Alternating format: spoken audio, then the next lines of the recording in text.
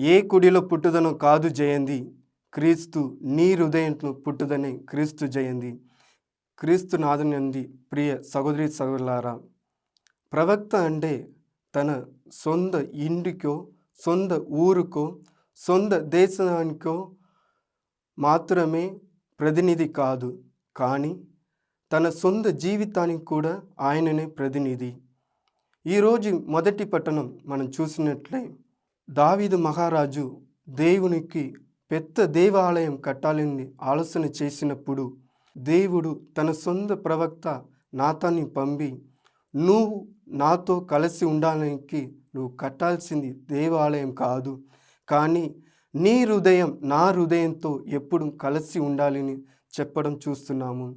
ఈనాటి సువార్త పట్టణం మనం చూసినట్టే, సెకర్య పరిశుద్ధ ఆత్మతో నింపబడి పావ మన్నిపు వలన రక్షణ కలుగుమని ఈ ప్రజలకు చెప్పడానికి ప్రభుకు ముందుగా నువ్వు వెళుతాము అని స్నాపక యోగాన్ని గురించి చెప్పడం చూస్తున్నాము.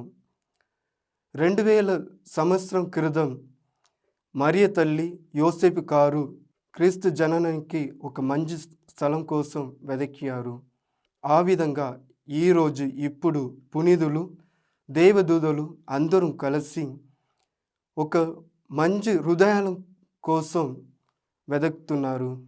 నీ హృదయం నా హృదయం ఆ మంచి హృదయంగా మారాలంటే, ప్రభు మన హృదయాల్ని జన్మించాలంటే, ఏ విధంగా స్నాపక యోవాన్ గారు ప్రభు కొరకు మంచి మార్గాన్ని సిద్ధం చేశారో, అలాగే నువ్వు మళ్ళీ నేను కూడా మన హృదయాల్ని సిద్ధం చేయాలంటే ఒక మంచి పావ సంగీతం చేసి దేవునికి మన హృదయాన్ని సిద్ధం చేస్తాము.